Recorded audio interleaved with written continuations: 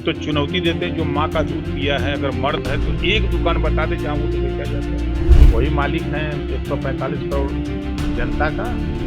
UGC वापस नहीं हुआ है बल्कि स्टे मिला है। और जो साथी विरोध कर रहे हैं, सामान्य वर्ग के 17 लोग यूजीसी कमेटी में। देखिए, देश के 145 करोड़ आबादी को ध्यान में रख करके गरीब, कमजोर, छात्र, किसान सबके हित के लिए ये बजट है। आने वाले जो स्वप्न देखा गया है 2047 विकसित भारत, उसको मद्देनजर रखते हुए बजट पेश किया गया है। बजट से चूंकि हम लोग तो बराबर देख रहे हैं, जो नवा बजट है वित्त मंत्री जी के द्वारा जो भारत सरकार का प्रस्तुत है, वो देश के हित के लिए है। गरीब, कमजोर, पिछड़े, दलित, अल्पसंख्यक, किसान, नौजवान, व्यापारी सबके हित का एक बजट है। लेकिन ममता बनर्जी कह रही है हमटी डमटी ये बजट है।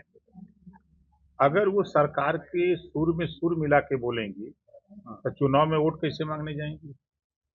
जितने विपक्ष के लोग हैं, अगर वो सरकार के पक्ष में बोलें तो फिर चुनाव में वोट मांगने जब ये लोग जाएंगे तो जनता यही न कहेगी जब वो लोग अच्छा काम कर रहे हैं तो तुम क्यों वोट मांगने आए हो? इस नाते विपक्ष के लोग विरोध कर रहे हैं। लेकिन मंत्री जी अभी मुकेशानंद जी कह रहे हैं अगर योगी आदित्यनाथ जी हमारी बात मान लेते हैं 40 दिन में हिंदू का प्रमाण दे देते हैं और राज्य माता घोषित कर देते हैं गाय को, तो हम योगी आदित्यनाथ को प्रधानमंत्री बनाएंगे। वही सबका वोट देंगे। हम्म? वही मालिक हैं 145 करोड़ जनता का। लेकिन क्या लगता है कि अगर बात मान लेते तो नहीं मानेंगे तो क्या करेंगे? अरे हम उनको देखना भी नहीं चाहते मुख्यमंत्री पद पर। हैं? अरे हम उनको देखेंगे भी नहीं, हटाने के वो करेंगे। देश संविधान से चल रहा है, संविधान के दायरे में वो मुख्यमंत्री हैं। जनता ने वोट दे करके चुना है। मंत्री जी, कुछ वर्ण के लोग हैं जो आजकल संवैधानिक पद पर बैठे हुए थे, उसको इस्तीफा देने के बाद अब ये कह रहे हैं कि जिस तरह से यूजीसी को वापस लिया है एससी एसटी को वापस लेने की दिखाएंगे। देखिए, कहना बहुत आसान है और करना बड़ा कठिन काम है।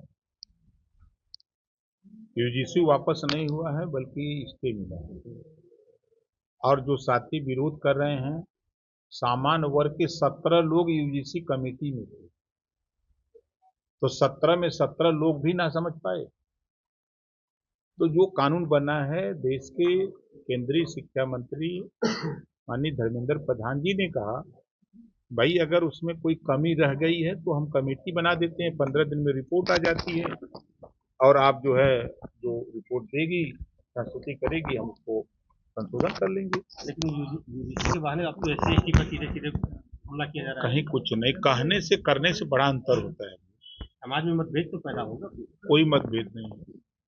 लेकिन आप कह रहे हैं कि हम 7 तारीख को फरवरी दिल्ली कूच करेंगे, विरोध करेंगे अगर एससी वापस नहीं लेते हैं तो। मैंने तो सुना कि 1 तारीख को भारत बंद था, लेकिन कोई चौराहा बंद तो नहीं था। कोई एक मार्केट बता दीजिए जहां बंद हो। कहना और करना बड़ा कठिन काम होता है ना। मंत्री अनिल राजभर बनारस में कार्यक्रम में थे, अपने कार्यकर्ताओं को चोर कह के संबोधन किया। जैसे उनके नेता है वैसे ये और कुछ उन्होंने कहा था। देखिए, जब वो उनके पिताजी राजनीति में थे, एक दुकान खोले थे, लोहे का अपना सरिया और छड़ सीमेंट बेचते। इतना तो जानते हैं, जो दुकानदार होता है वो साव तो हो ही नहीं सकता। नाम तो साव का है। काम, अगर 1 कुंटल सरिया कोई लिया तो उसको 1 कुंटल अगर दे देगा तो फायदा क्या होगा? है?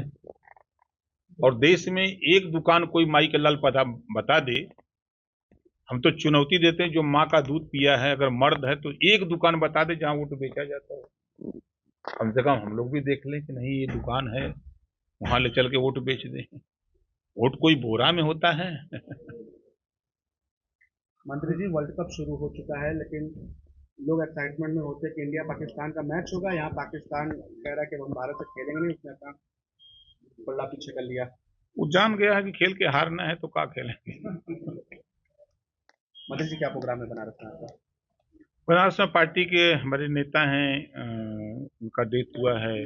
राष्ट्रीय उपाध्यक्ष रही हैं महिला मंच की, उनके यहाँ जाना है। एक हमारे रिश्तेदार हैं उनकी डेथ हुई, उनके यहाँ जाएंगे, उसके बाद फिर हम चले जाएंगे।